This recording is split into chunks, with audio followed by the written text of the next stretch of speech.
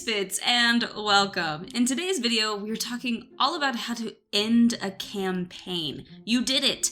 You have done, you don't know how many game sessions, months, possibly years of telling this story with your friends, and it is all coming to a close. How do you do it? How do you wrap it all up that leaves everybody feeling satisfied? Well, I'm gonna try my best to help you figure that out. A couple of things up front. One, I am not talking about how to run a combat session with your big bad evil guy. This is not the final fight. I am also not talking about, that last nerve-wracking skill challenge where you're racing out of the castle that's falling apart. I'm not talking about that either, okay? The climax of the story is done. You are done rolling dice. I am talking about what happens right after. Also, these are my own thoughts and opinions. These are the things that I have thought up and come up with based on my own experiences and the things that I've looked into. What works for me might not work for you. Every table, every game master is different, so take from this what you like and ignore the rest. Okay, so let's get into it. The first thing you need to do as you are wrapping up this campaign is figure out what the falling action of your story is. I oftentimes approach campaigns like I would approach writing a story or mapping out a story. Stories have a structure that they typically follow, and it is sort of a tried and true method, and because my campaigns are very story driven, I go to that method to help me figure this out. So you've got your big final fight, your big climactic event, the climax of the story. When writing a story, what comes right after is the falling action. What happens right after the climax, but before you get to the resolution. This is what you need to figure out. Most often, this is probably going to be something that you, the game master, comes up with. You can write this ahead of time, or you can come up with it on the fly, but you are describing whatever is happening right after they have defeated the BBEG, or escaped the crumbling castle, or blown up the Death Star, whatever. This is what's happening right after that. The falling action should always basically tie up any sort of loose ends that the climax creates. It's sort of answering any lingering questions immediately tied to that climax. And it kind of eases the tension that the climax creates and sort of prepares you to go into the resolution. So keep all of that in mind.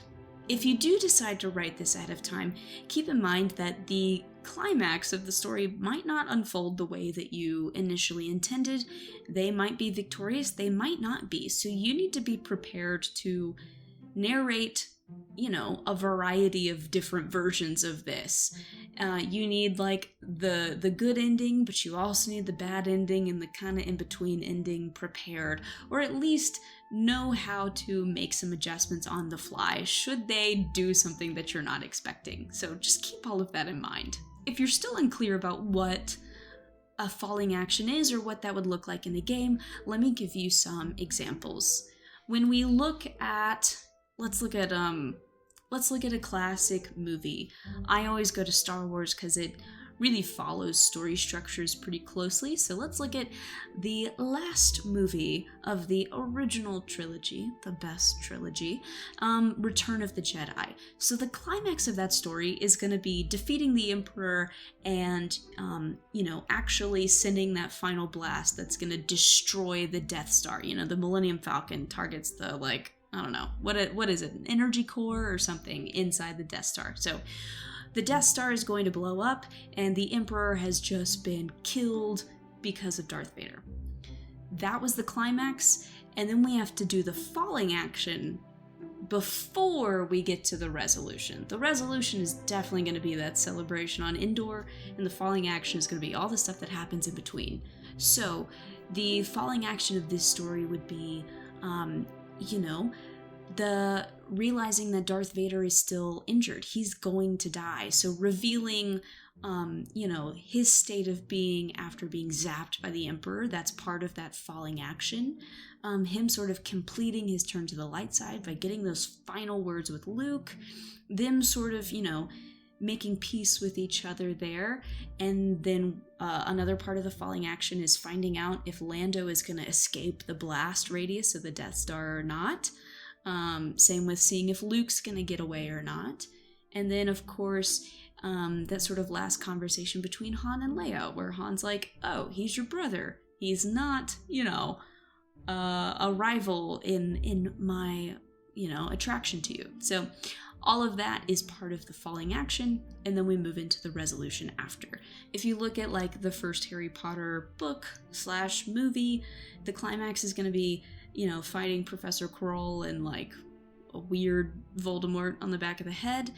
And the resolution is probably that last feast in Hogwarts where they tell you that Gryffindor is the winning house, and the falling action is probably going to be like, seeing the Voldemort smoke monster get away, Harry waking up in the hospital and having a little chat with Dumbledore and finding out if his friends made it or not. All of that sort of in the falling action. So those are some examples. In terms of like a D&D game, I'll give you some brief spoilers to Misfit's Campaign 1. Our big climactic event was a big fight against an ancient green dragon, and while that was happening, there were also a bunch of battles happening outside between their allies and their enemies. So part of the falling action after defeating this dragon was learning the fate of their friends that were fighting outside.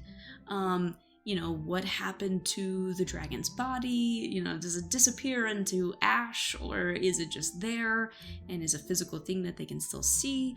There was definitely some like weird magical curse area effects, so answering the question of what happened to that, did it stop, did it continue, all of that was part of the falling action. Once you have dealt with all of that, you can move into the resolution.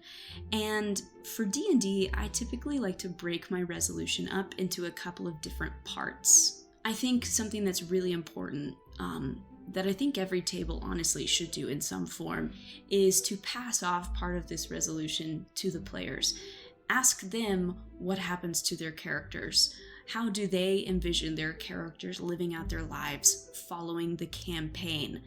I do not write anything for this. I pass this off to them completely and listen to what they have to say. A lot of times, if I know we're approaching the final session, I will let my players know ahead of time, hey, be thinking about, your character's ultimate goals and what they might do once the campaign is over, because we're getting close. And that way they, aren't blindsided when you're like, all right, what does this character do? And they're like, I don't know, I didn't think about it. You give them a little bit of a heads up, and that will help everything out. But this is a great way for these players to have this last sense of agency, to have this like closure to their character, and to make sure that they get a chance to say goodbye to this character and send them off the way they want to.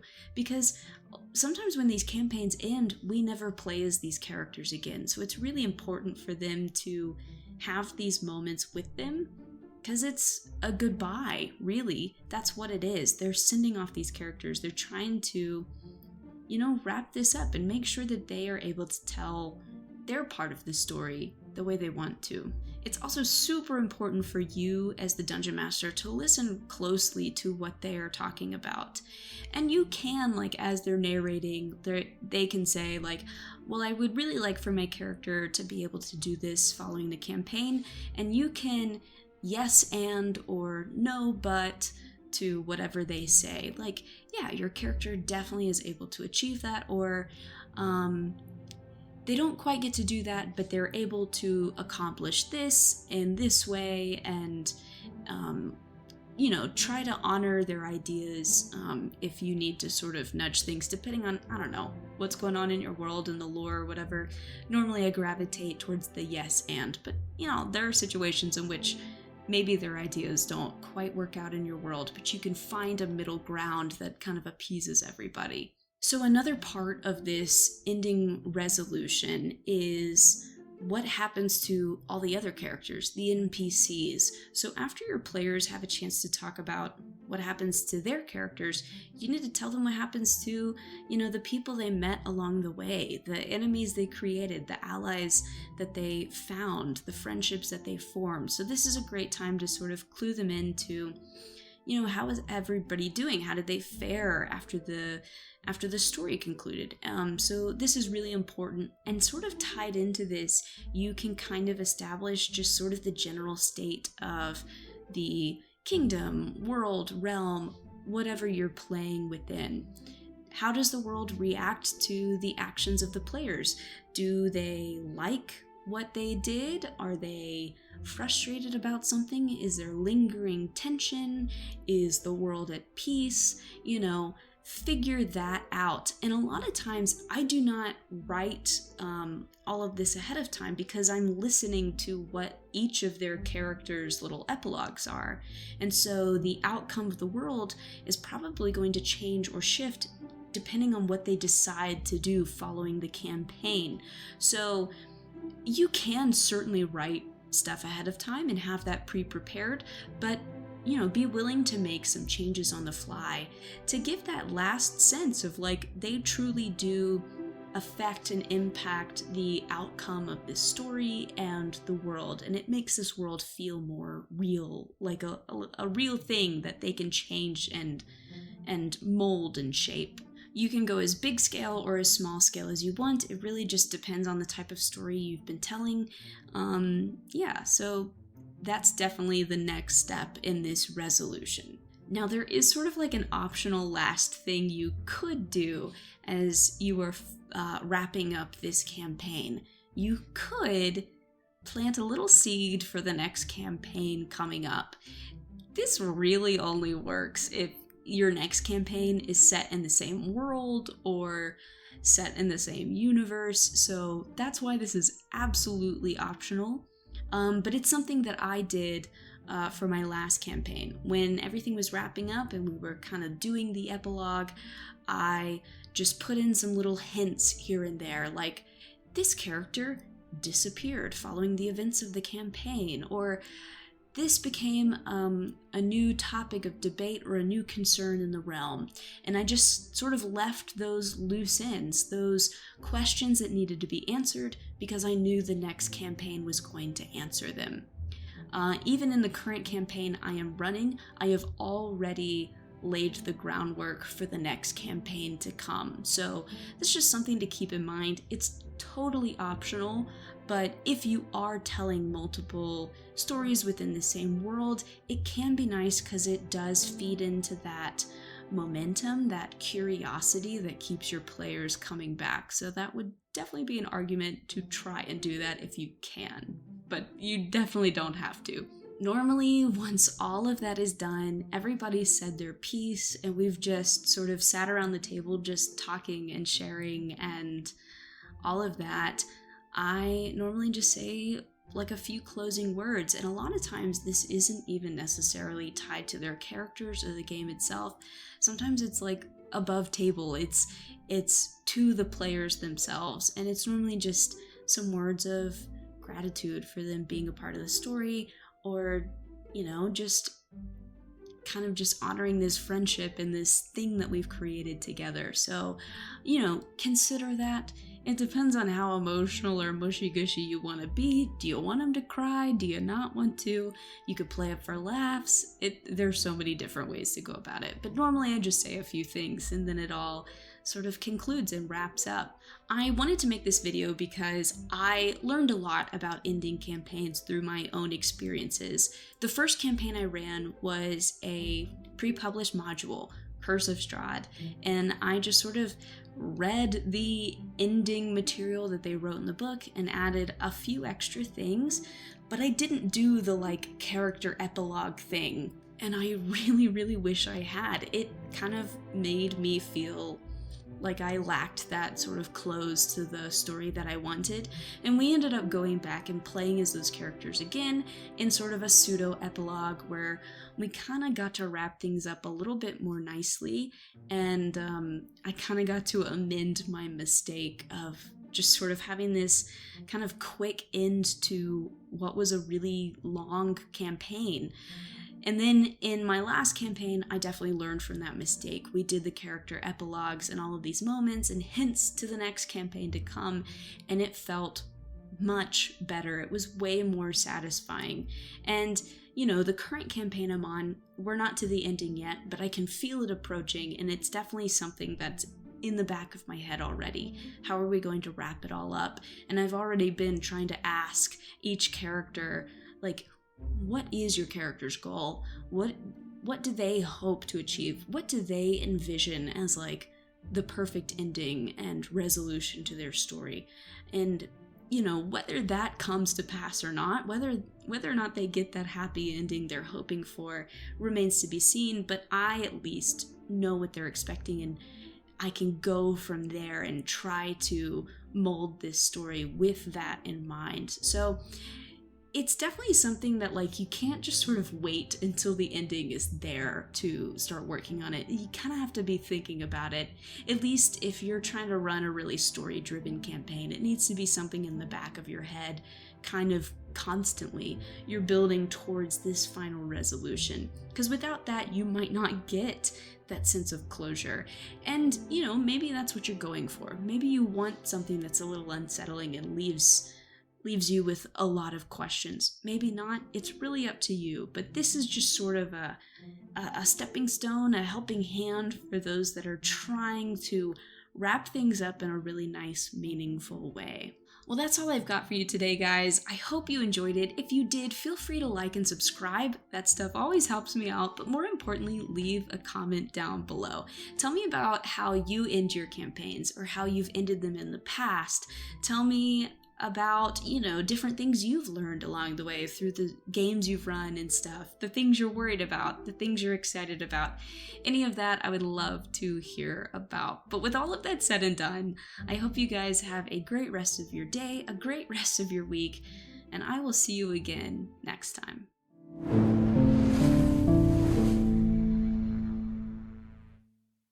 I'm normally a pretty private person on this channel.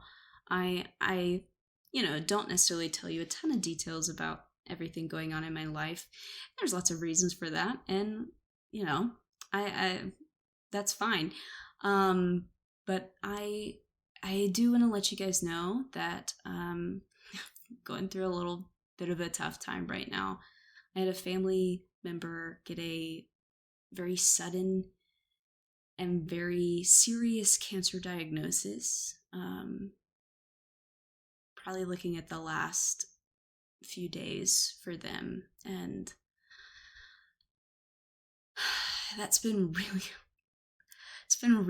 hard, really hard. And all that to say, there's gonna be videos that I probably missed the upload day for, or there might not. I kind of do a weird thing where normally when things just suck and I hate everything that's happening, or I'm really stressed out, I will just sort of dive into something. So maybe you'll see more videos. I don't know, but I just wanted to give you a little bit of a heads up. You guys are always really nice and really sweet. You normally are like, take whatever time you need. And I do want to let you guys know that I really, really appreciate that. You guys are so nice, and I have no right to have such a nice audience. Like, I know I'm such a tiny channel, but I'm grateful for you guys every single day. I never really expected this to, be a channel. Originally, this was just a, place where I could dump the videos of my sessions or dump the recordings of my sessions so that my players could, remember what they missed, the previous week, and it wouldn't take up all the memory on my computer. And then I decided to make a couple of just sort of helpful tip videos, and one of them did really, really well. And here you all are, and I never expected that. And this has always been a really fun hobby, but it's also nice that it's I don't know, it's more than that. It's like turning into a bit of a community, and like I don't know, I never expected it, but I'm very grateful for it. And I really appreciate how nice all of you guys are. You always have such wonderful things to say. You all seem very helpful towards each other, and I'm just so grateful. I'm just so grateful for that, because there's like, the world sucks sometimes, so it's so nice to have some bright spots. All of that is very much appreciated. So I just wanted to give you guys a heads up and just say thank you. Love you guys, and I'll see you next time.